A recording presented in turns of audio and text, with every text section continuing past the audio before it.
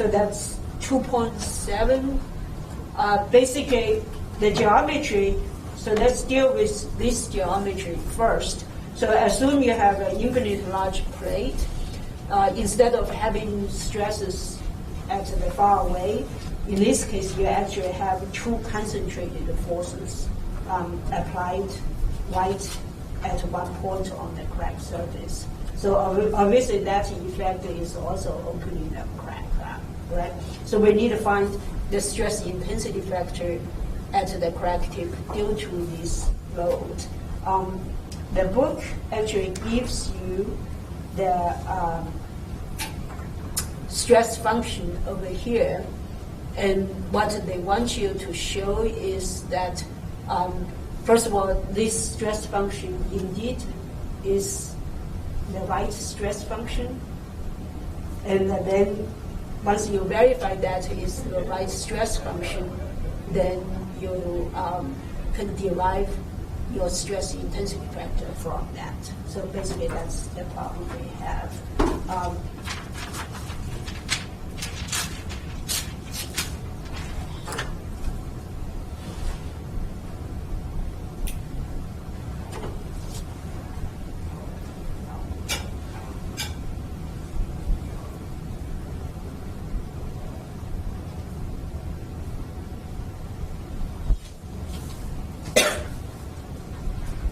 Okay, so in this case, let me just draw the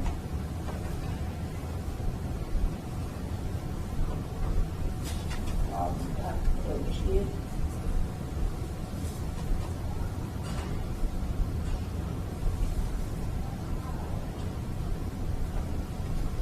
And the stress function that is given .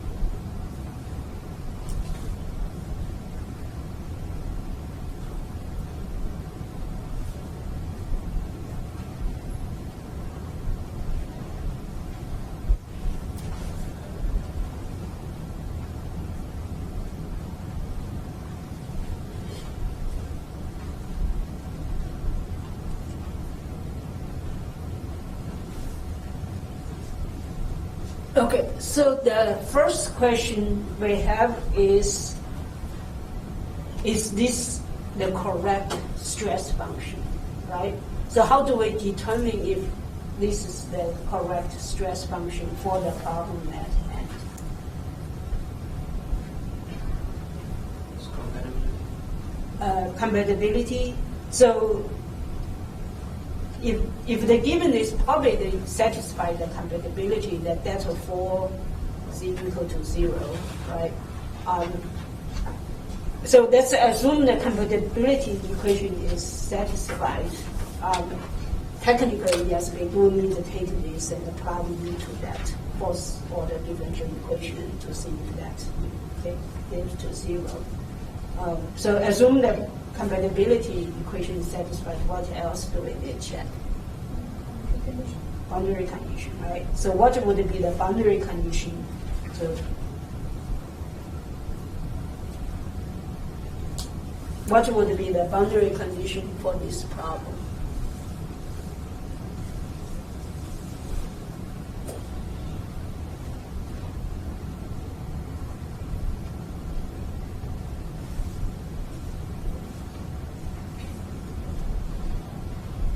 Along the x direction, the stress and normal stress and shear stress is 0. On the surface, X direction. along the crack. Along. Okay.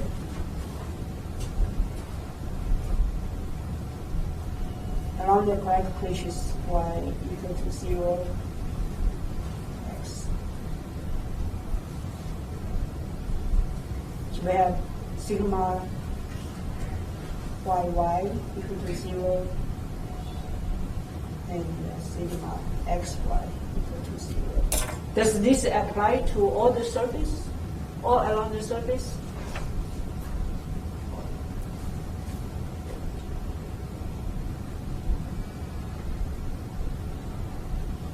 Yes? Okay. What else?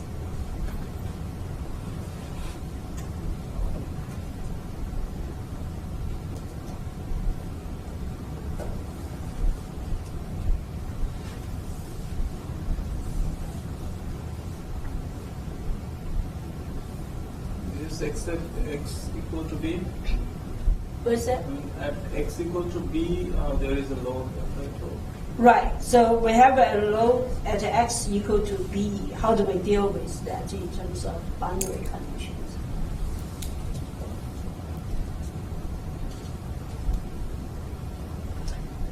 So obviously, at that point we have a zero. We have a load. Does this still apply at x equal to b? No. Why?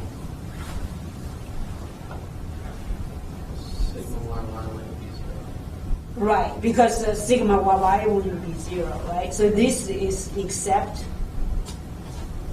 at x equal to b, right? So now we need to have at x equal to b. So at x to b, we know that sigma yy is not 0. Is sigma yy somehow related to p? Yes. Right? So in this case, you essentially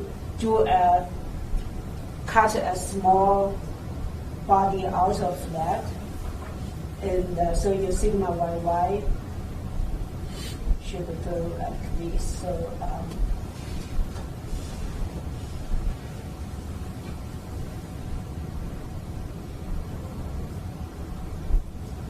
I call those lengths is 2 epsilon. So the P is applied, in this case is applied pressure on the surface.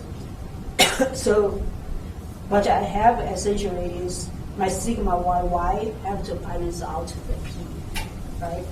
So if I do my equation of equilibrium on that, is my sigma yy times 2 epsilon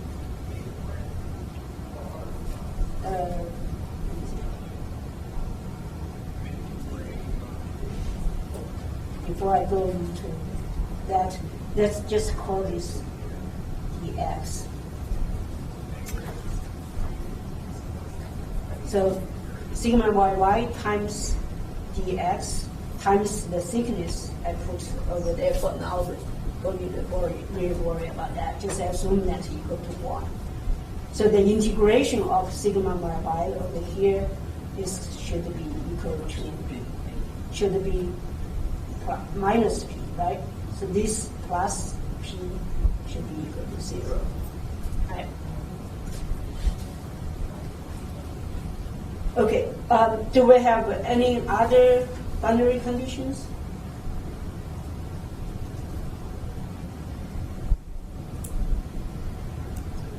So assume this one has a large boundary around it.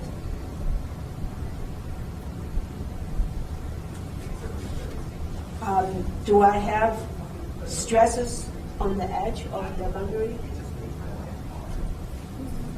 It should be because of P, but if it's really large, then I think it should be negative. Right, because if it's real, assume this is very large, because this P and cancels that P, right? So that's the surveillance principle again. So far away, the effect of this 2P is 0. So that means the stress component will be 0. So at far away or at infinity, so this is 1, this is 2. So at infinity, my all stress components should be equal to 0. Okay. So those are the 3 boundary conditions. So let's see how we can verify that.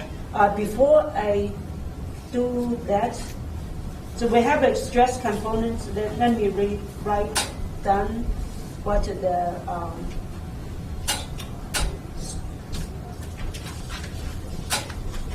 we need to go way back on the sigma. All the stress, so I wrote it down somewhere.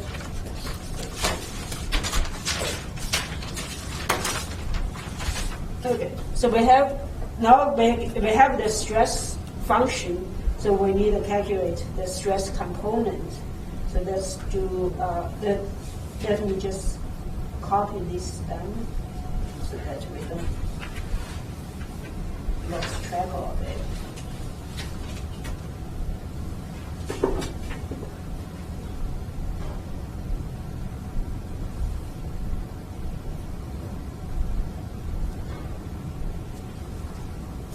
Okay, so we derived this. We have the longer ones because we have the image y and the real y and all that. So since we assume y is equal to 0, then the stress components we just relate to z to make the equation looks much simpler. So in this case, we already know z, but I also need to know z prime. So let's calculate that. So the z prime is, so basically we take this equation, maybe rearrange it a little bit, so that take all the components that is not related to z out together, bundle them together, z minus b.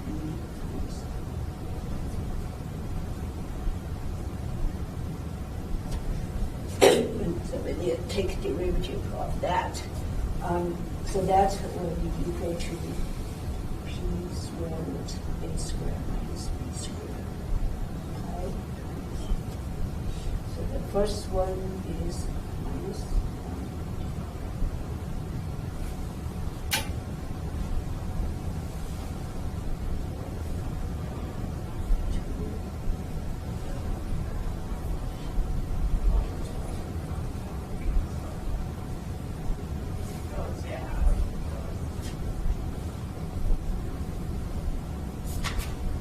Okay, and so now we can try to take some of the stuff out. So we have p of square a square minus b square over pi times c minus b squared. This one is to the power of c.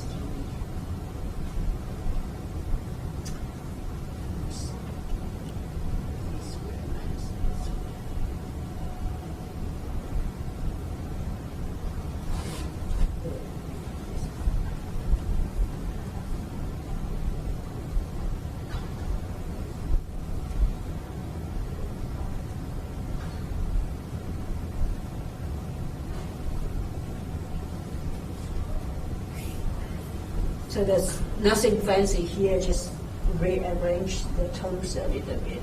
And so that gives me minus p square root a square b square over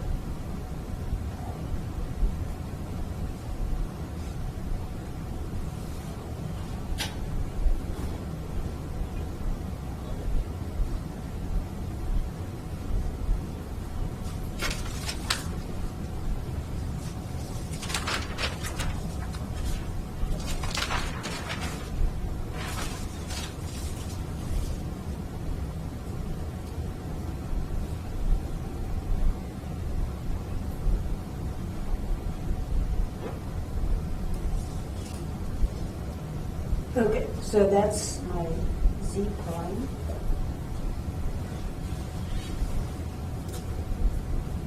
And then I have my c over here. Which the introduction of notebook.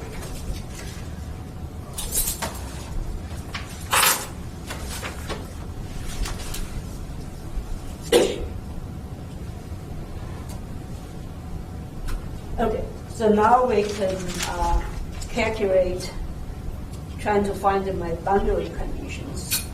So let's see which one let's study.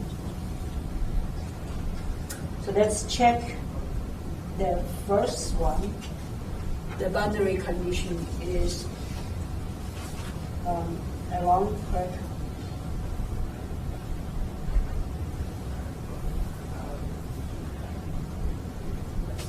Which is y y equal to 0, x is from minus a to a, but x is not equal to b. And so we have sigma yy is equal to real part of C1 plus.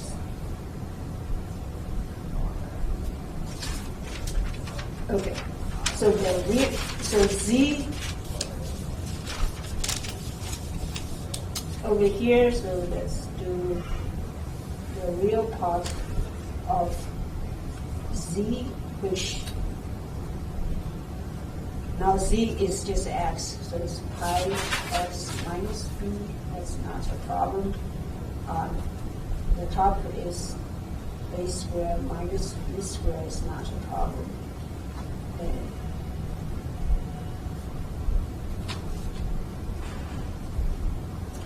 So the second part is y equal to 0, so I don't need to worry about that.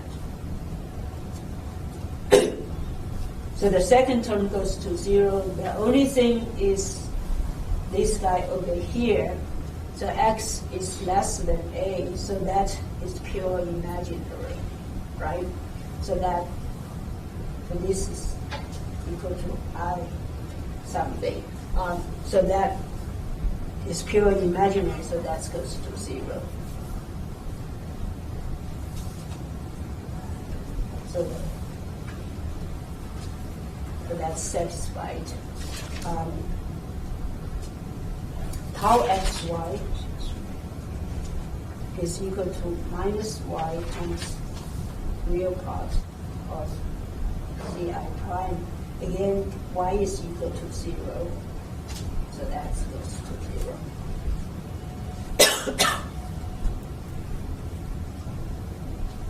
0. Okay, so that's satisfied. Let's deal with the infinity first, because that's equal to 0, should be equal to 0. So then we deal with the integration later.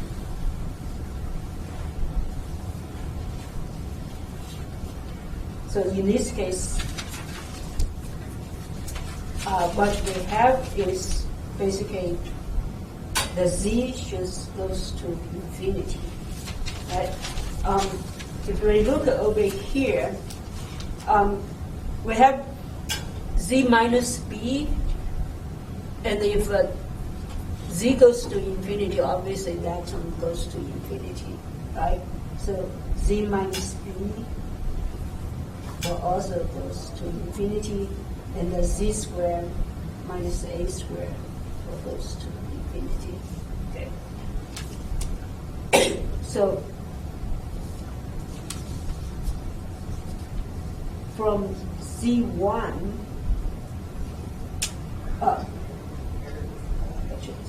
so this goes to Z, and then this goes to Z squared. And of course, it goes to infinity too. But I cannot, otherwise I have infinity over infinity. So let's look at Z1.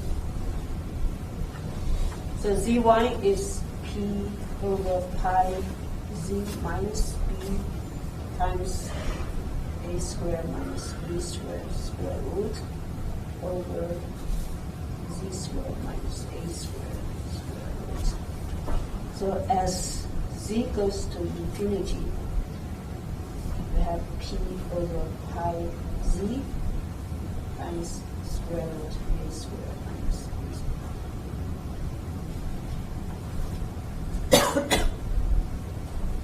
So that gives you P.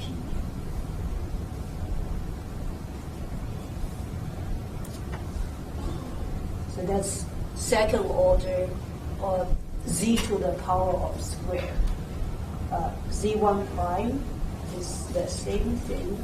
So we had Z1 prime is equal to minus P square root A squared minus B squared pi. Z minus B will be Z squared.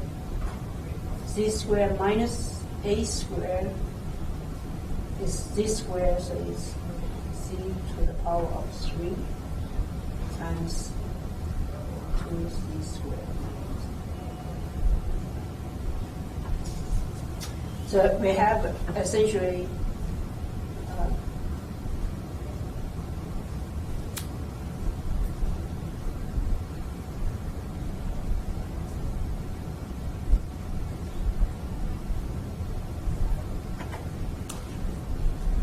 right? So if we look at my stress component over here,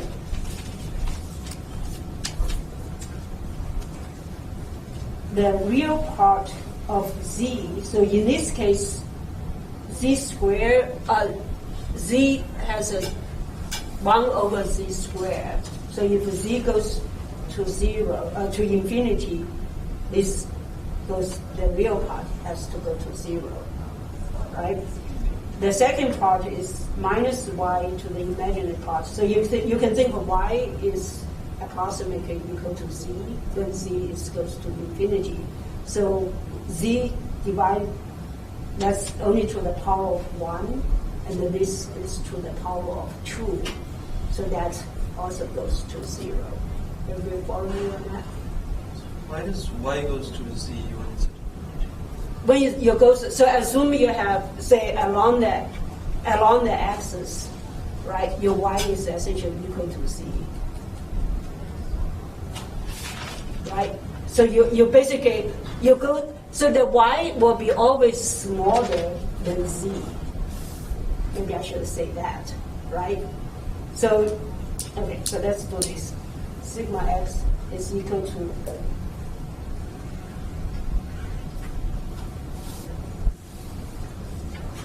okay, so the real part we don't particularly care. In this case, z will goes to infinity, so that will goes to 0. Everybody agree with that? Okay, so now I have y times that. How do I explain that? Okay, so you have y times that component. So you have essentially, you will say infinity over infinity, but which one is larger?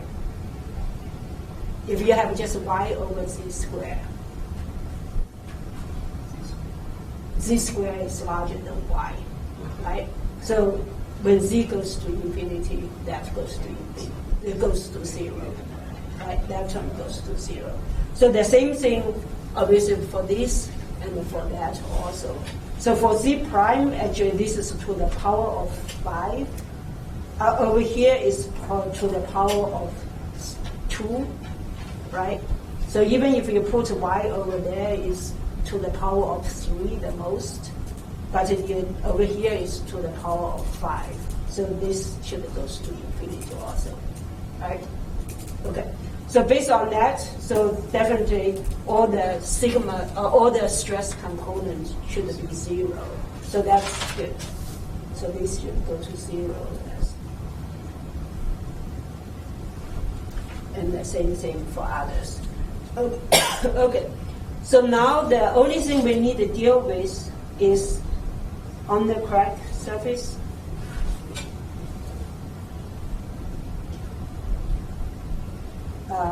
Where x is equal to b. That's the only thing that we need to check. So we have over here, based on this, so we can say that I know my sigma yy should be equal dx. So let's just put t equal to 1. Let's just put it as a unity, plus equal to minus p. And so in this case, my area, my dx should be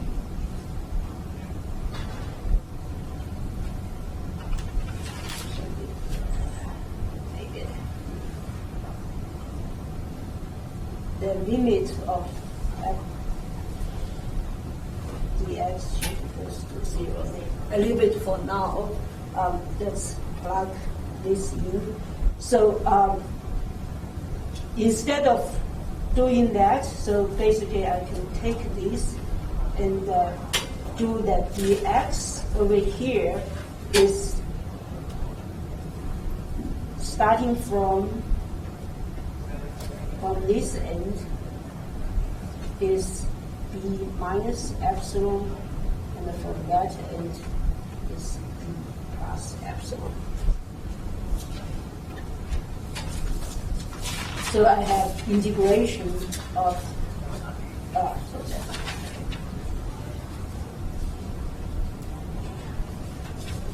b minus epsilon, b plus epsilon, sigma y, dx. And then now I can take epsilon equals to 0. Okay?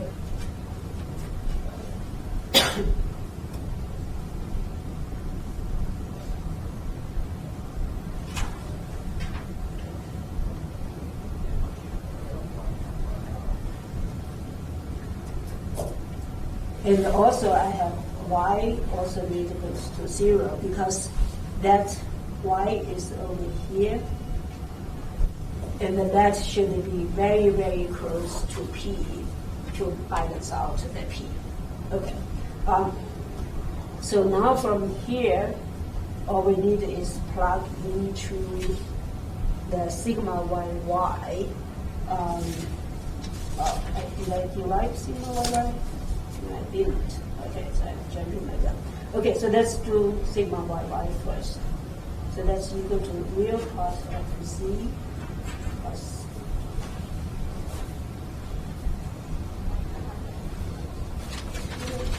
sigma yy over here. I did derive it over here. So I don't need that. Okay, so I have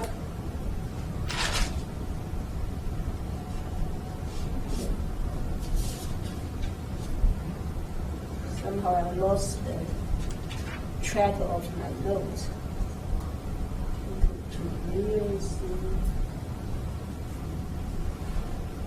Okay. So let's take this one and then get the z to the b or x to the e. So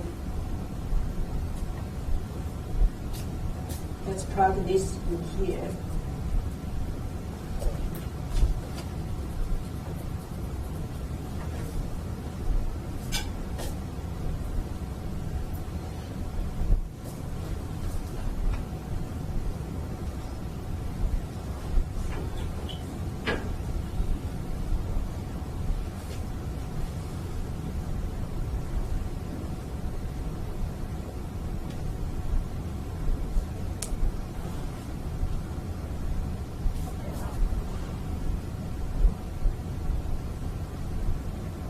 So I have x squared, which now is b squared minus a squared. I can take, in this case, I can ignore the epsilon because that will not make me go to 0. The only thing I need to worry about is over here. If I set x equal to b, that will go to 0 and that go to, so over here, my x cannot be b. Over here, I take x equal to b because it doesn't change, because as epsilon goes to 0, this will not go to 0 to make it not behave well. Okay. Okay, and I have to, in this case, my y is not 0 yet, so I have to put my xy over here. Okay. So then you take that out, so I get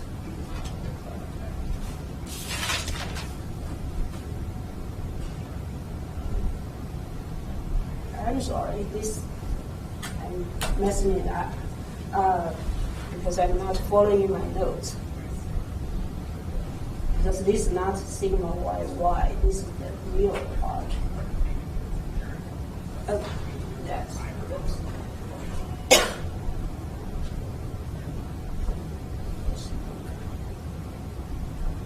okay, so now we can take these And let's go one more step.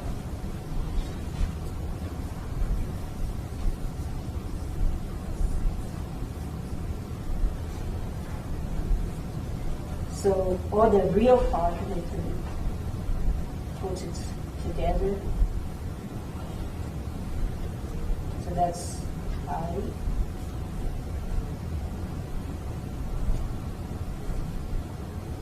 Times I.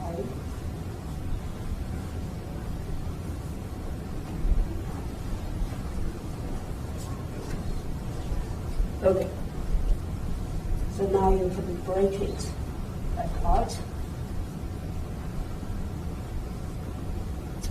So the real part in this case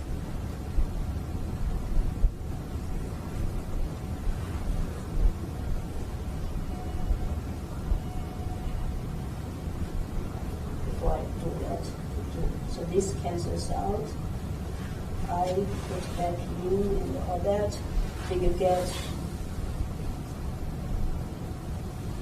minus py I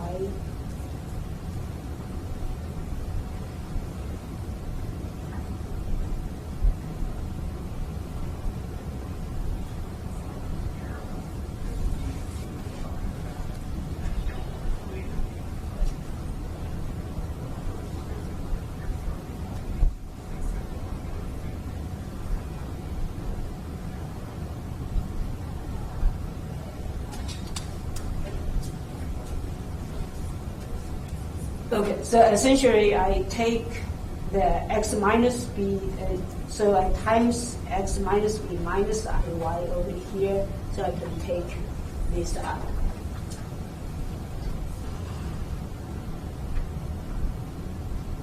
Okay, so from here, now we only need to worry about that part. So now we only need that part because this is the imaginary part. I don't need to worry about it. So I only need that.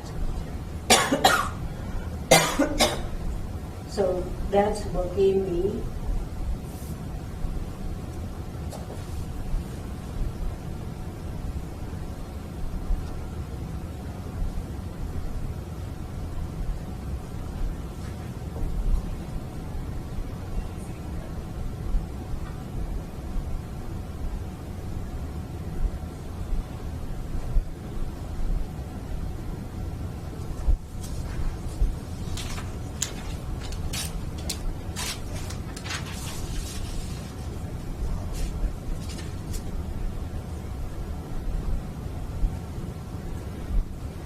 okay, so do one more thing. So we can take minus p over pi out.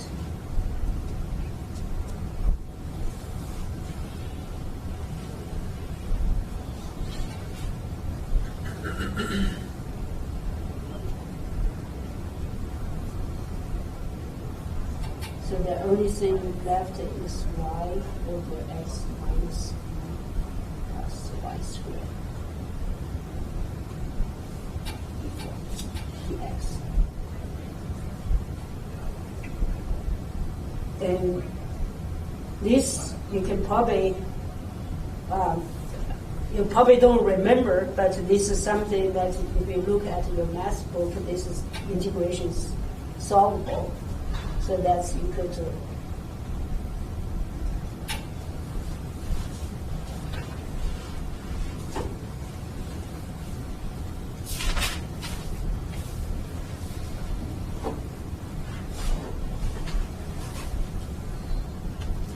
okay, and then you plug this in here. What you get is you get minus 2p over pi limited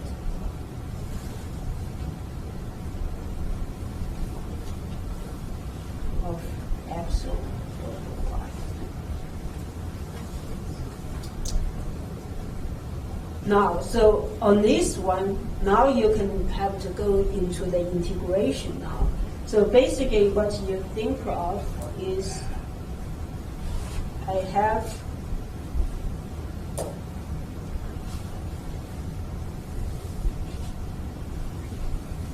this body that I took out has y of height, and then I have epsilon over here. So I'm pushing the epsilon close to B. Right? So that tangent, that A tangent is essentially, draw it bigger over here. So this is epsilon, and this is y. So my A tangent is epsilon over y, is that angle over here.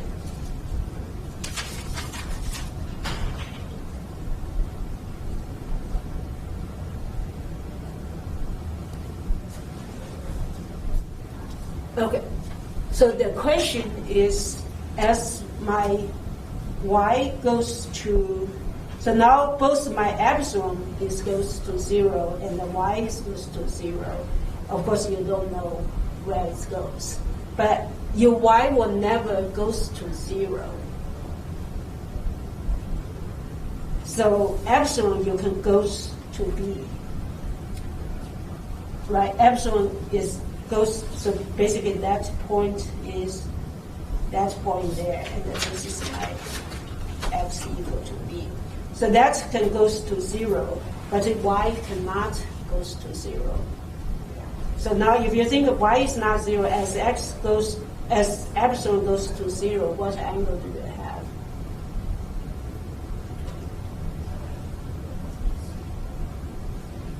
Epsilon goes to 0. So epsilon doesn't go to, y goes to 0. Right. Y doesn't go to 0. Epsilon goes to 0. Y have to, let me see. We did it over here, right?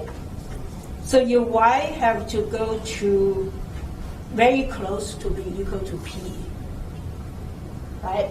And it's a point force, so epsilon have to go all the way to 0,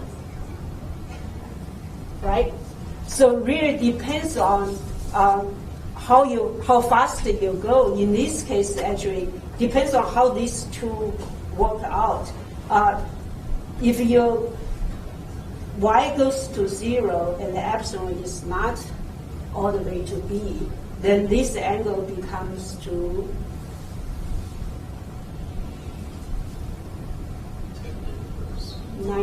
90 degree, right? Because if this keep going, that angle gets bigger and bigger, right? And then it becomes pi over 2. So it's really, I always get confused over here. But if your epsilon goes closer and y is not, then that angle becomes 0, right? So in this case, really the y, your epsilon is always have to be slower than the y we're using. So in this case, that is pi over 2. So you get 2b over pi times pi over 2. And so that's equal to -2p. Right. So if it's the other way around, this will equal to 0, then that doesn't satisfy the boundary condition. Does that make sense? Right. So the only way for this to not go to 0 is that the epsilon goes to smaller, faster than y. So now that's become, the other way around. Yeah, is y goes faster than epsilon, then you have pi over 2 for that angle. Okay. So basically, it depends on how fast y and the epsilon go. You either goes to 0, or you go to pi over 2. Goes to 0 doesn't make sense because then this will be equal to 0, right? So the only way is this equal to pi over 2. So then you satisfy the boundary condition. Okay. Okay. So from that, so now we satisfy the boundaries, all three boundary conditions. So the next step is we need to calculate, find the stress intensity factor. Again, in this case, we can go with the stress components or go with the stress function. I will go with the stress function just in case for you guys, if you are doing the exam or something, if you have the stress function, go with the stress function because you don't know whether you will make a mistake calculating the stress components or not. Right? So that's just kind of a trick. So I will always go with straight to the source, so to speak. So I have, so based on the definition, I have 2 pi psi times c.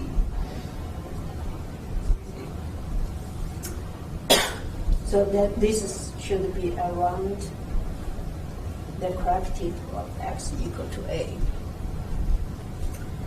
So we just plug this in there.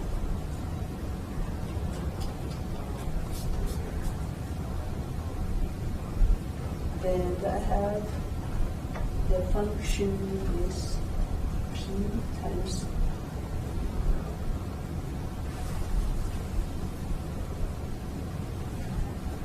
okay. The psi essentially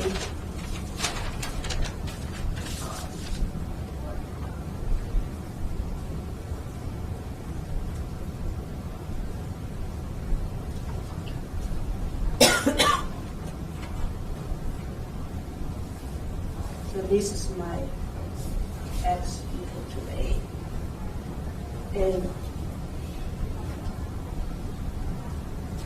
my psi is at a point that approaching the crack tip. So this is my z over here. So in this case, my z is equal to a plus this. So of course, psi is a vector over here. So I plug into that equation over here. So I have psi plus a minus b times already taken that psi plus a squared minus a squared.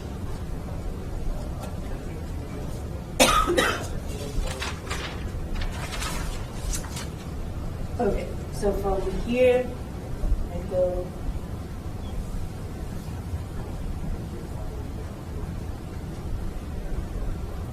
so p times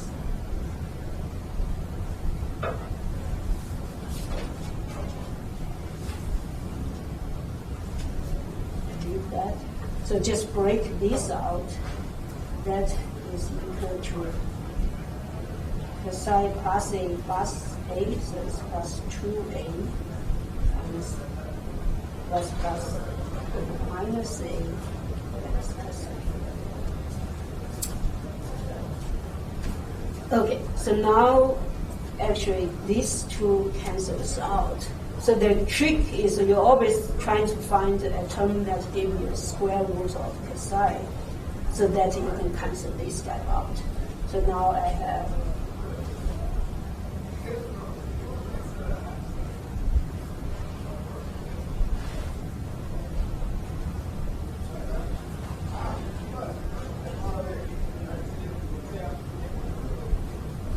and of course I can get these two out now because that goes to 0.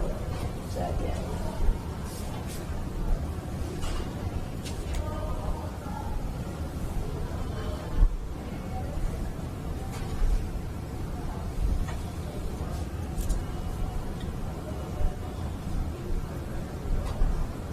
okay, so you rearrange it, then it becomes the same as what's the form on the book. So it's with 2 pi somewhere.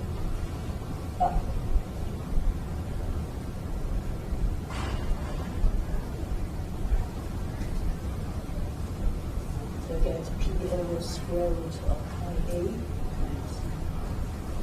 So that